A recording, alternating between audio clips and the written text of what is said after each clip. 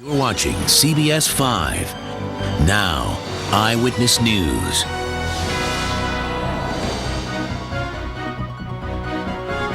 Well, here we go. Hi there, everybody. I'm Bill Schechner. I'm Anna Durangela at 7 o'clock on this Saturday morning. It is the 11th of September, 2004. Well, moving on, email can be a convenient, quick way to transfer information. We know that, but it also can be an overwhelming, time-consuming electronic monster. Monster! In today's In the Office, CBS 5 career expert Dr. Greg Ketchum tells us how to tame your email. Email, that wonder tool that's supposed to make our lives so much simpler and make us so much more efficient, is actually now overwhelming us and taking more and more of our time every day at work.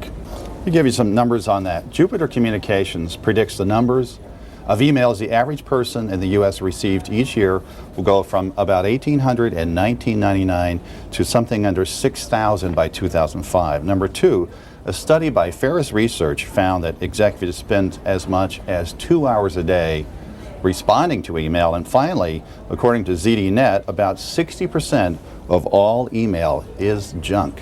So we've got this great tool of email that's supposed to make our lives easier, but it's complicating our lives. Why is that? Well, let me tell you what I think. I think because email is so easy and so quick that we've all gotten into using it kind of as a default mode of communicating, even when it's not the best way to get our message across. In other words, we've just gotten lazy with how we communicate, and email is a laziness facilitation tool.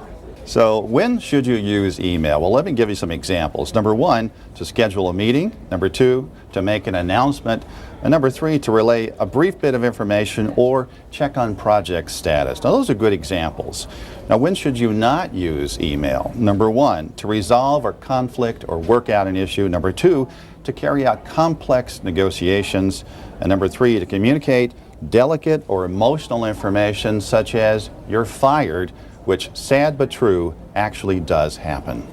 Think about it. If your task requires human interaction, if it's complex, and if it is open to misinterpretation easily, then you don't want to use email for that kind of communication. You want to pick up the phone or go by that person's cubicle and talk to them in person.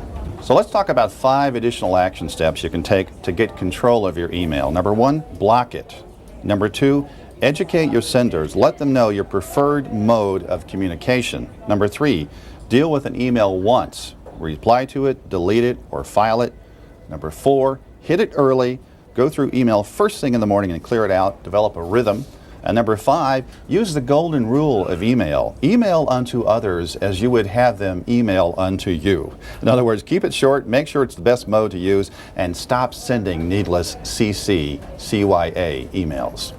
And finally, if all else fails and you're just not getting your message through, bounce it. Most email programs let you bounce email back to the sender marked as non-deliverable.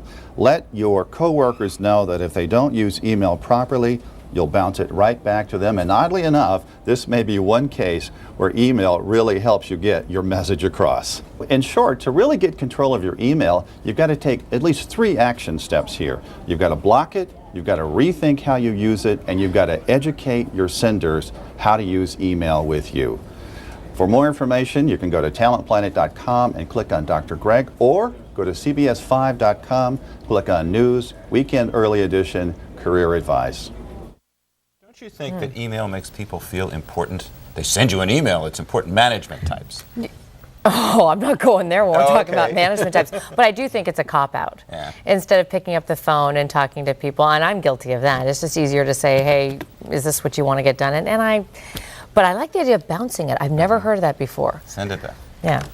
Dr. Greg also advises that email senders, even though email is not a formal letter, do not forget grammar, capitalization, and spelling. A sloppy email can leave a bad impression with the person who receives it. Get out that ruler and smack it on the knuckles. There we go.